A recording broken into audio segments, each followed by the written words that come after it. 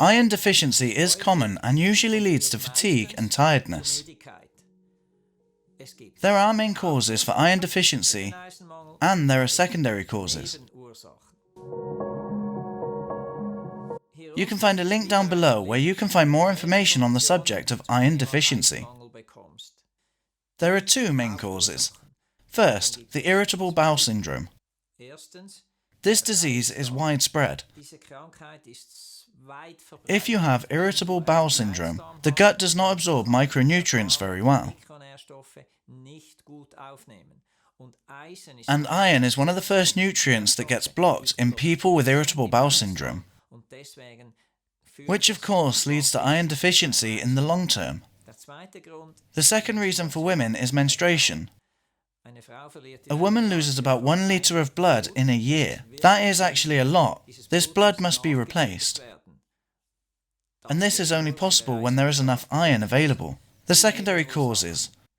In my practice, I am faced with 3 secondary causes almost daily. First, poor nutrition. Many people simply eat wrong, bad, and one-sided.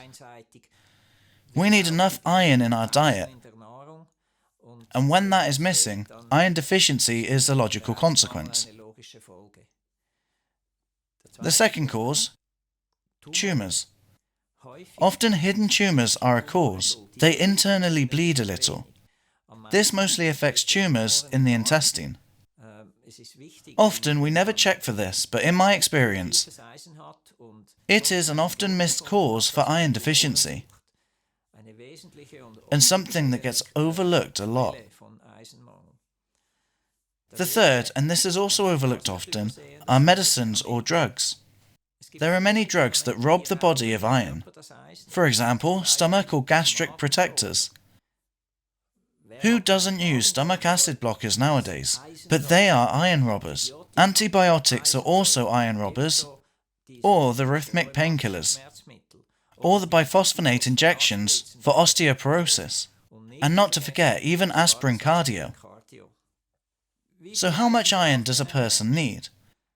Men need about 10 milligrams per day, women 15 milligrams. The gut is not capable of absorbing more.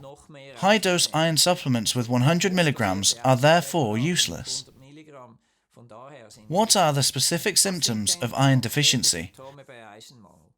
At first, of course, fatigue, tiredness, because there is not enough available blood.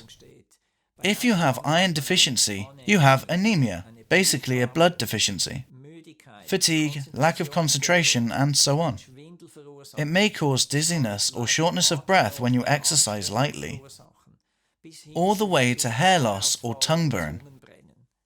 Now, how do I detect an iron deficiency? I need a blood sample for that. We need to take a look at the blood count and the ferritin. These values give me the information.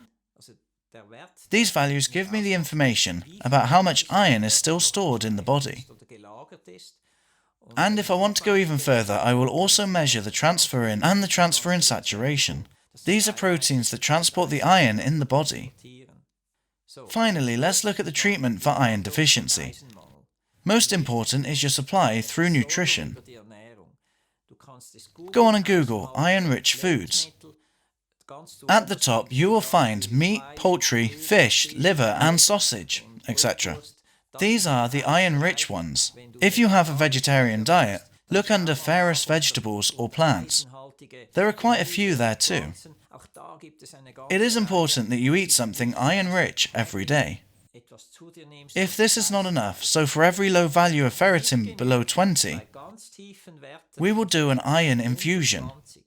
However, this is usually not necessary, because you can also use vegetable-bound iron products to increase your iron levels. It takes some patience, maybe several months. But it is important that the product you use is vegetable-bound. The normal metallic salts in the cheaper iron products cannot be absorbed properly in the gut. So inform yourself. My favourite products are Bioisin, Floradix and Isin Vida. They are truly plant-bound and will sustainably increase your iron level.